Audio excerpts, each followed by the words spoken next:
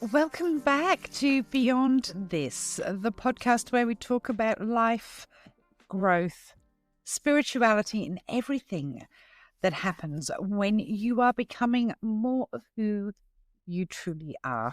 Today's episode is for the people who feel everything. Those that call themselves empaths, the sensitives, the intuitives, the healers. Those that feel everything. The people who walk into a room and immediately know who's upset, who's angry, who's holding secrets, and who needs a hug. If you've ever said, I feel drained but don't know why, this episode is for you. Wow, what a week it's been. I say that every week. It's like it shocks me now, but it doesn't really. I have been juggling a million things, as you know, and I have been renovating a whole room, turning it into a bathroom. It's very exciting. I'm very blessed to be able to do it. And I cannot wait to soak in that wonderful bath when it is finally there.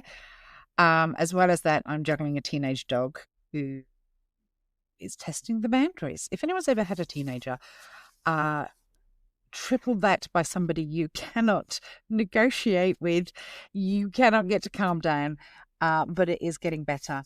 As well as that, the world is exploding around us with secrets coming out, just like I told you they were going to. I cannot believe that when I made a joke, and I made this joke over in a Patreon live ages ago, that these things are coming out into real life right now. I am going to try and do a deep dive. I'm behind on my correspondence with the lovely couple that helped me do my find out my predictions and stuff like that. So that's on my list for tomorrow to do. But I have made like little jokes and things like that when we're on live. One of them was that Trump is a cuck, which I believe wholeheartedly. Well, actually, no, I've been shown that he is. I don't want to tell you how I've been shown that, but I have.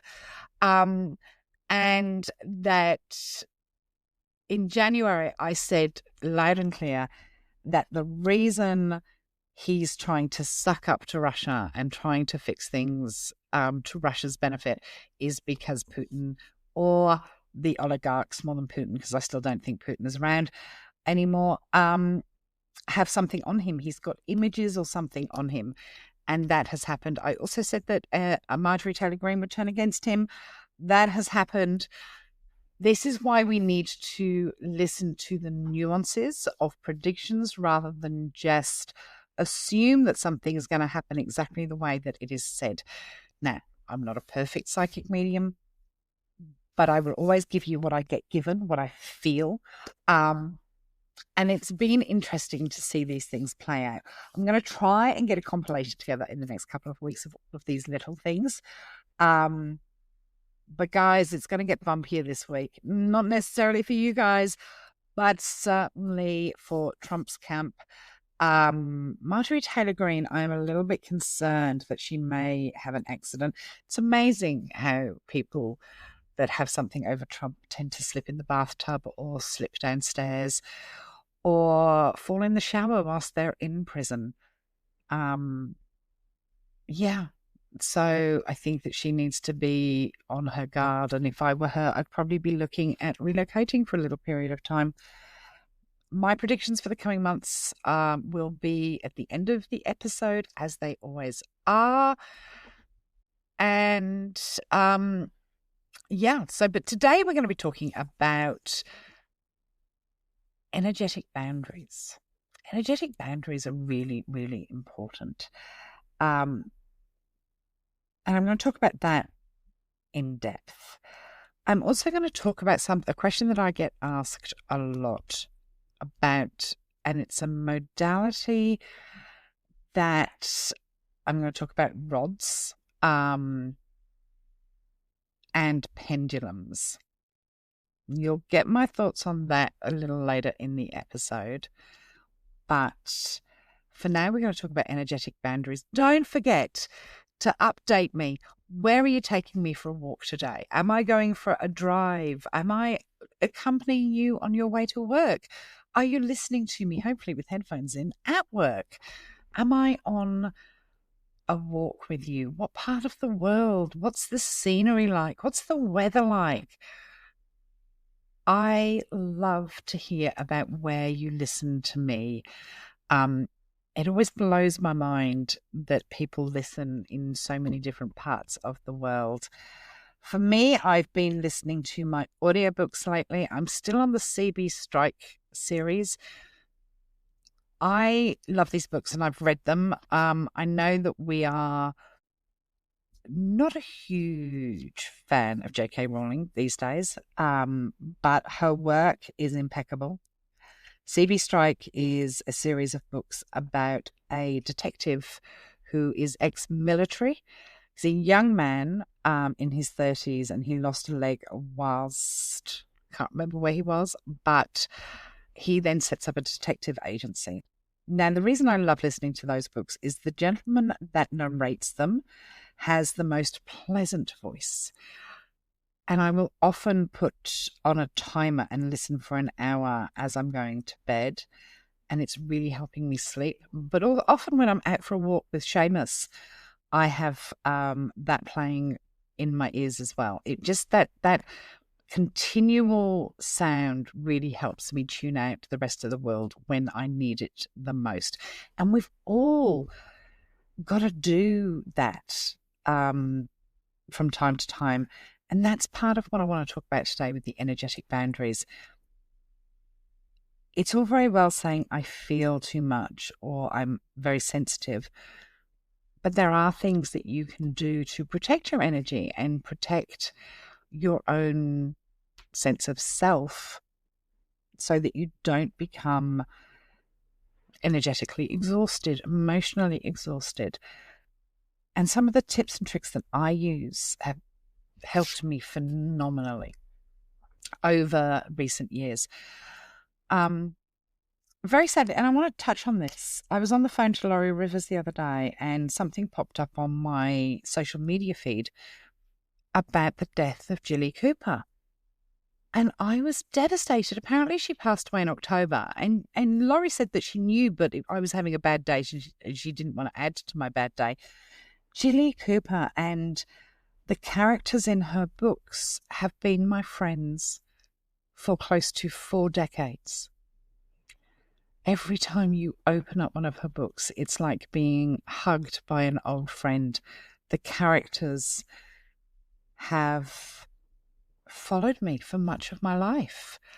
I even named, if you've ever read any of her books, specifically Rivals. There was a dog in Rivals, and it was a basset hound that used to steal all the food called Dinsdale. And that was what I named my first basset, was Dinsdale, after that character. And I feel like I've lost an old friend. I feel like I've lost many old friends.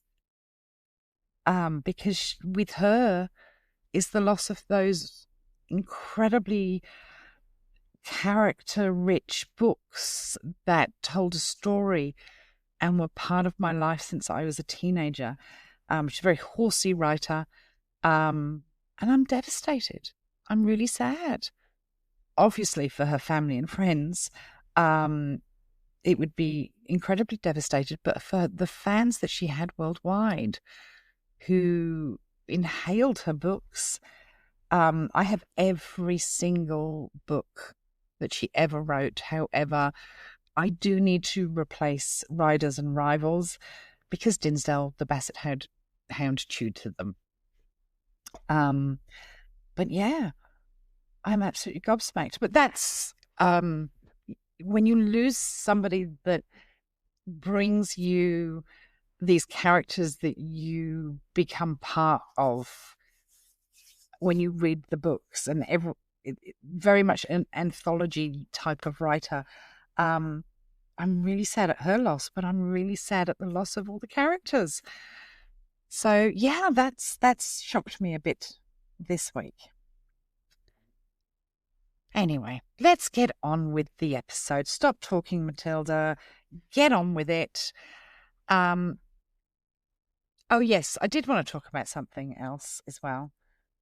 I am gobsmacked at something that happened this week. And I know that I'm not immune to the ups and downs of small businesses, but I have very specific terms and conditions. I book out incredibly, a long time in advance. And I'm always happy to move a reading if it is possible, if there is the ability to it. But I have a lot of commitments, so I keep to a very strict schedule with the amount of readings that I give. I have this podcast, I have my Patreon, and I have a lot of other commitments as well. And one of my terms and conditions is it's not my problem if you have a problem logging on to Zoom. Always say try earlier. And if you're not on time, okay? Because out of respect to you, I'm always ready early. I spend time meditating, asking for your loved ones to step forward before every reading.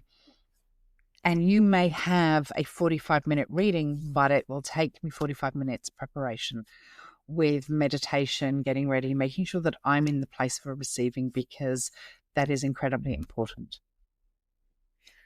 And my terms and conditions are that if you are 15 minutes late for a reading, then it will be cancelled, because I'm not sitting there for 45 minutes waiting for you. I've already done my preparation time. Unless, of course, I get a message from you, a text or an email saying, hey, I'm running late, I'm really sorry. And you know what? If things go wrong in your life, or the kids are playing up, or you can't get dinner out on time, I'll always look at an opportunity. You know what? Can we meet half an hour later? Can I move you to another day if I've got space? I'm very open to that. But I recently had a situation which was incredibly disrespectful, where somebody had booked a reading for a member of their family. Their member of their family didn't know how the reading was taking place because they hadn't sent the information to them. They logged on 25 minutes late. I said, listen, I can only do a 20-minute reading. I'm not sure what we're going to get during that time. And he just said, just do what you do it. And I said, sorry, no. And I went back to the person that booked the reading and said, listen, I'm going to send you a 50% refund, but this is really disrespectful. And they took the 50% refund. They then put a charge back for the full amount. So not only am I out a whole reading fee, but I'm out the 50% refund that I gave. And the $60, $70 fees that I have to pay to challenge a chargeback. And as far as I'm concerned, that's fraudulent. And I have sent all the information to the bank involved, to the police in that state, and reported fraud. But I can't believe that somebody would have the audacity to do that to somebody that spends their time helping others. And that's not the clientele that I want. Although this person had actually had 2 readings before, which is why they'd booked the reading for their family member. It's very, very sad. And I feel it's not about the money. I do okay. It's about the fact that I'm a small business. They're taking advantage of a small business, and I feel a kick in the gut. I really feel a kick in the gut. But karma finds people in many, many ways. And yeah, so that's my whinge of the week. I know, Matilda, get on with it. Okay.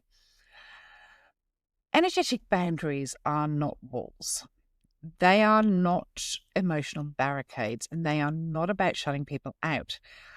But I hear people saying, oh, I want to feel, I want to tune into people. I have to have very strong energetic boundaries when I'm out and about, because I am so in tune with people. I don't want to be feeling if John the postman's had an argument with his wife, or Sarah has had a row with her teenage daughter before she's gone to the supermarket. I don't want to feel that. Energetic boundaries are simply the clear space between what is your responsibility and what is not. What is your energy and what belongs to someone else, and what you choose to carry, and what you no longer accept. Most people think boundaries are rules about behavior, but spiritual boundaries are about energy.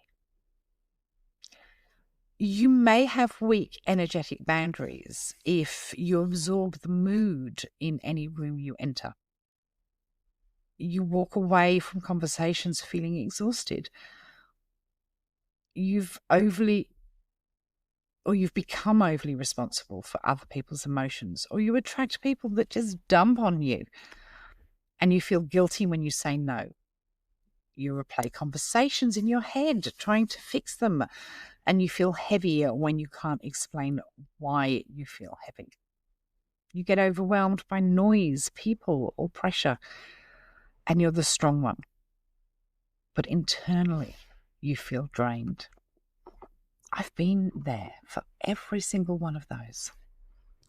Energetic sensitivity is a gift, but without boundaries, it becomes a burden. Intuitive people can naturally tune into subtle emotion, read micro shifts in energy, and sense when something's off. Feel the emotional undercurrent behind words and notice what isn't said. I'd like to point out that people think that they can lie to me or treat me in a certain way, or just want to not say something in words, but say it in movement. I pick up on all of it and I know it all, and I will adjust myself accordingly. But this is why people trust you when you feel all of that. This is why spirit uses you. And this is why people feel safe with you. But it also means you pick up on emotional debris. You process more than you realize, and you carry energetic residue. You are not imagining it. You do feel more. And that's why boundaries aren't optional for you. They have to be a requirement. I try and explain this to people that it is a requirement. It's energetic cleanliness.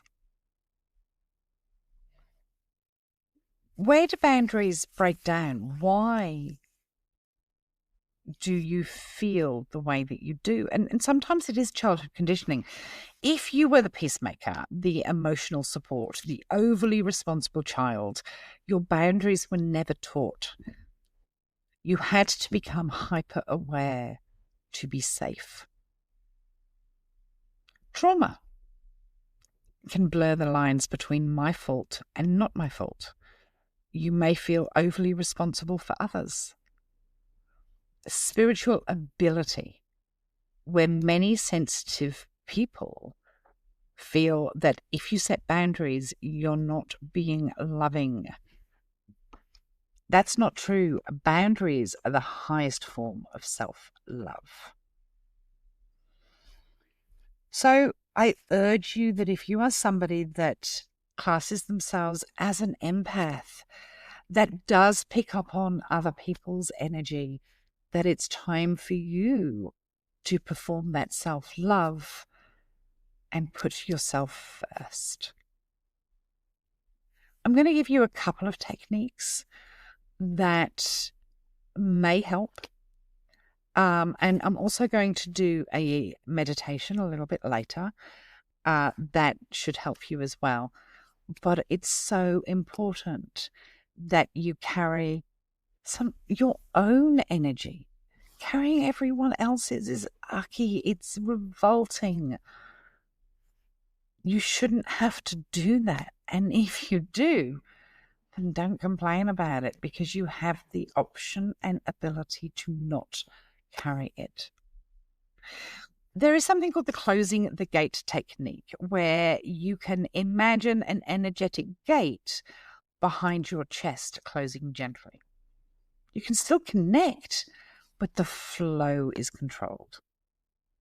So you just imagine it in your third eye and you close it against the energy of others. There's simple energetic ownership statements. Say internally, this is not mine to carry. Your energy will instantly recenter. This is not mine to carry. I send back the negative energy. And I've done this one a lot with people, the gold bubble, where you visualize a gold bubble expanding 30 or 40 centimeters around your body. The light, it's soft, it's strong, and nothing heavy can get through that bubble.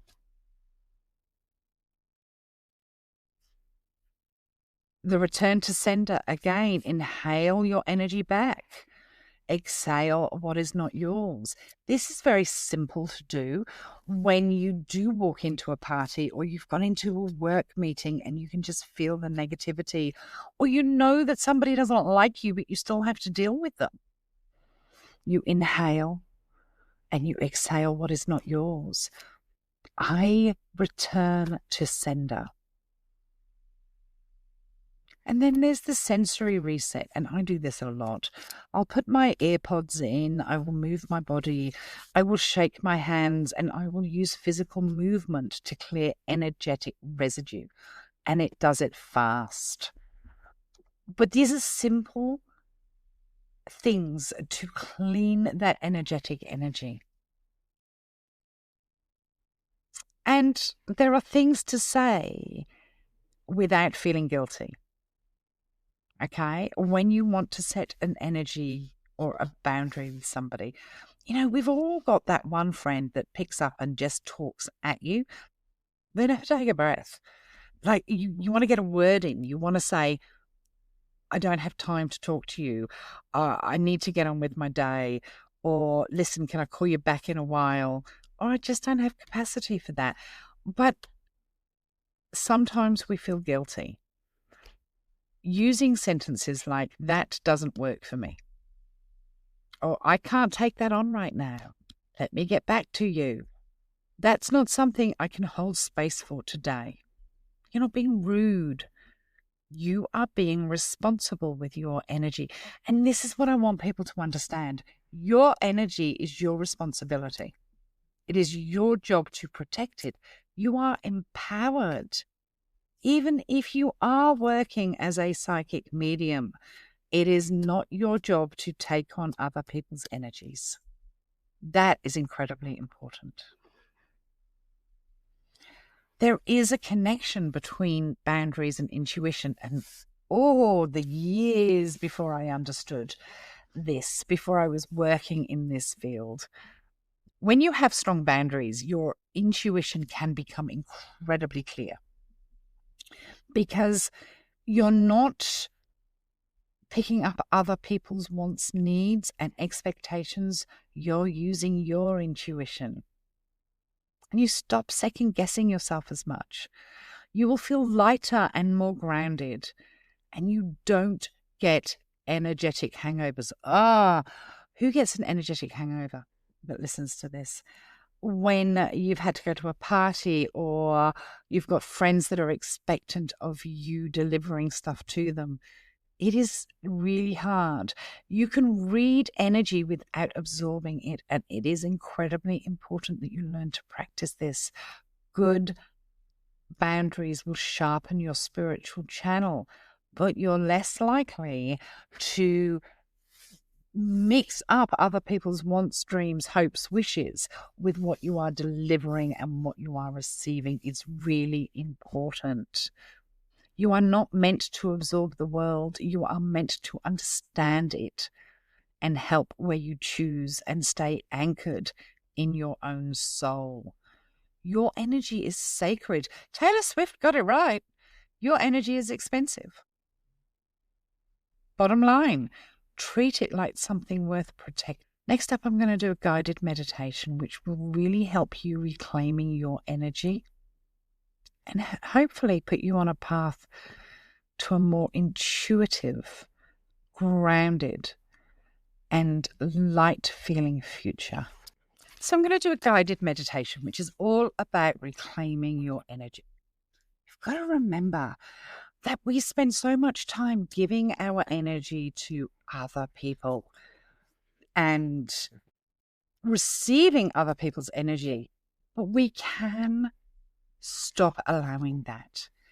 Please don't do this meditation if you are driving currently. Wait till you get home, but find a comfortable space to sit.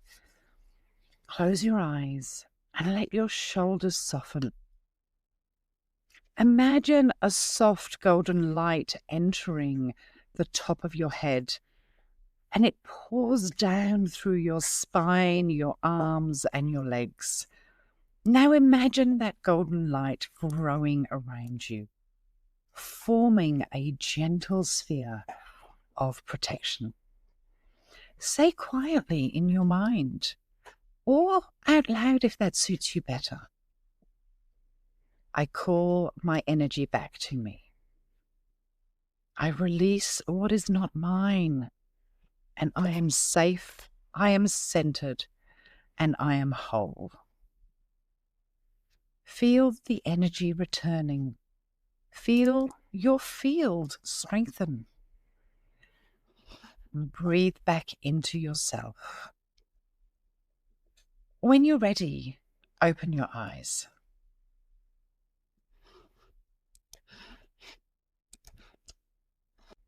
And this is the part of the episode where I get to give a shout out to our amazing new Patreon subscribers. Every new subscriber gets a shout out. If you are not a member of my Patreon, the link is in the show notes. There are free membership options. For $5 a month, you get to sponsor this podcast. That means you don't have to listen to ads, and you get 100% me. Patreon's really important, not just as a support tool for this podcast, but for the community that we have built. It's not all about predictions. It's about psychic development. It's about leaning into your intuition. There are discounts for all of my readings available on there. But the community is amazing. I've been on twice this weekend. I even cooked pumpkin soup whilst I was live, just to show people how my Thermomix works. But Patreon is a really good tool to help you grow. It is a support network. The new tier that is coming out as of the 1st of December is around psychic and intuitive development. We will be having an open circle once a month. That, I feel, is a really important tool. Any good psychic medium is going to be like a personal trainer. I want you to do the work for yourself. I can help guide you. I can help make predictions. I obviously have a connection with those that have transitioned to the other side, but you can do the work about your own spiritual growth, and that means so much to many people. So this week's new subscribers, Hyper Mikey, who has joined for 12 months, Gigi, Bianca Menezes, Deb Waldron have all joined this week. It's a great tool. Pop along and find out a bit more about it. And I will be talking about my new tier a lot more next week. Don't forget that we also have the Embody Mentorship. I think there's 3 positions left in the one-on-one mentorship for next year. You can find all that information over either on Patreon or on my website. If you want to keep update, join my mailing list. I think there is still 10 group mentorships available. All that information is going to be coming out to you in the next couple of weeks if you've joined up. Your first workbook will be coming out towards the end of December. So much going on to help you grow, to help you really look into who you are. And remember that if you are a developing psychic medium, you really shouldn't be doing this work until you really know yourself, because your biases will come through. Not just regarding predictions, but whatever you're going through in your life, you can tend to bring it forward into your readings if you haven't done the work yourself. All right, guys, I'm going to talk about two different modalities now that a lot of people ask me about. And I'm going to be honest with you, they're not modalities that I like. And I'll tell you the reason why next. A lot of people think that rods and pendulums act like antennas to the spirit world, that they're direct lines of communication with guides, angels, and loved ones. You'll hear claims like, the spirit moved the pendulum, my guides crossed the rods, they say yes. It spelled out the exact answer I needed. And while these beliefs come from genuine spiritual intention, the truth is much simpler and actually much more empowering. When we talk about rods and pendulums, we're talking about something that works with and through our own subconscious.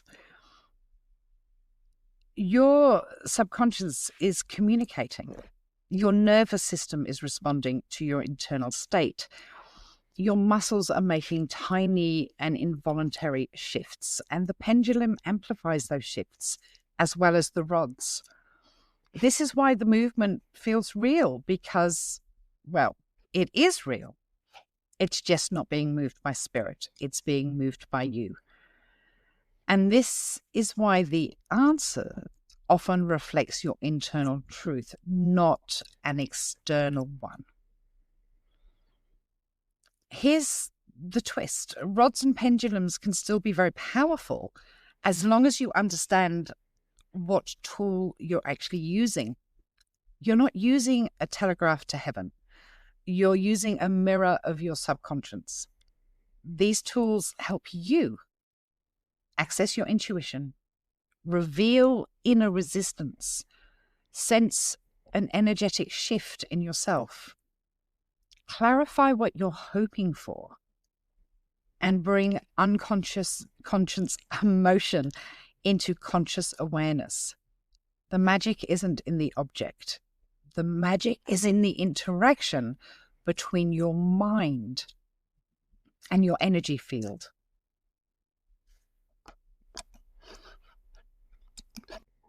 Where rods and pendulums become problematic is when people treat the movement as absolute truth or external authority. No tool should be used to diagnose illness, make life-changing decisions, predict death, answer questions outside of your own sphere. Speak for spirit without evidential mediumship. When you frame the tool as an intuitive amplifier rather than an unquestionable oracle, you stay in integrity and avoid misleading people. There's a grounded approach for using these tools. If you love using rods or pendulums, which many people genuinely do, here is the grounded, spiritual, aligned truth and approach. Set your intention. I'm using this to connect to my inner guidance and higher awareness. Ask questions, not external predictions. Am I ready? Is this aligned for me? Am I resisting something? Use them as reflection tools, not future-telling tools, and stay open to what your body is expressing. This is your intuition speaking through physical channels. Don't hand your authority to the tool. It reflects what you already know, or what you wish for, rather, even if you haven't consciously admitted it yet. You have always been the source of these movements. The rods speak through you, not for you. They cannot predict, but they will give your information or information that is in your subconscious. It's really important to understand it can be the same as tarot cards that reflect the intuition unless you are connected to spirit. So just be aware of that when you're watching people make predictions using rods or pendulums, or you are trying to predict it yourself. I used to use a pendulum many years ago, and I found that it was reflective of what I hoped and wished for, rather than giving me a concise prediction. Let's talk predictions for the next couple of months.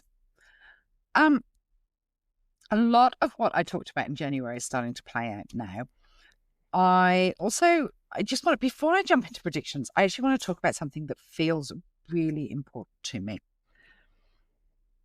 Can we please all remember that our need, our want for the Epstein list is overtaking the fact that there are victims here.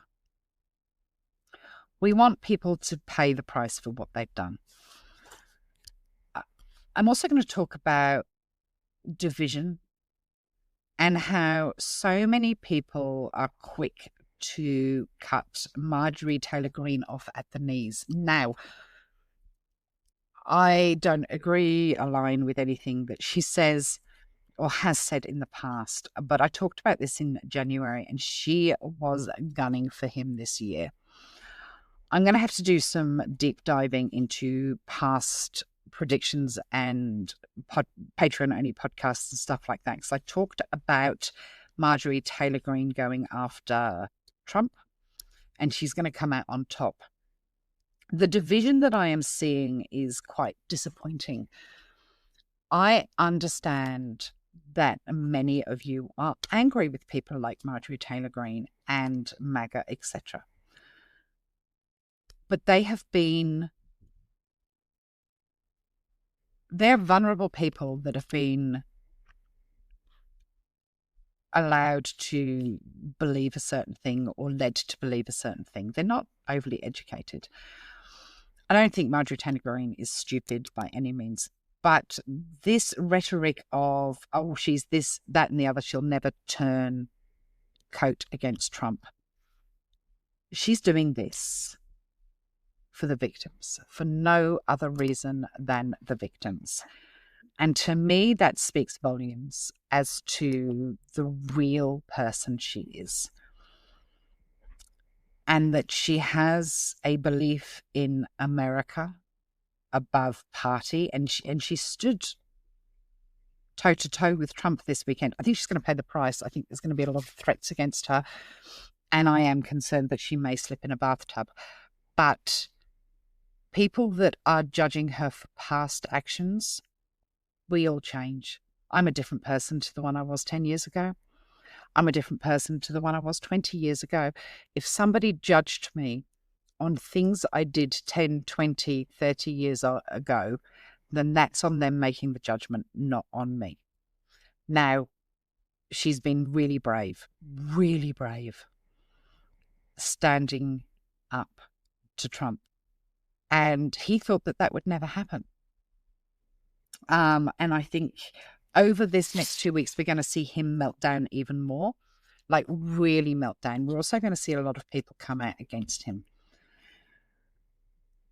who have previously supported him. His party are going to turn against him over the next 6 to 8 weeks. And a lot of people say, what about JD Vance? What about JD Vance? If you've listened to anything I've said, I've told you that JD Vance will not be president for long when he does become president in the absence or the undoing of Trump.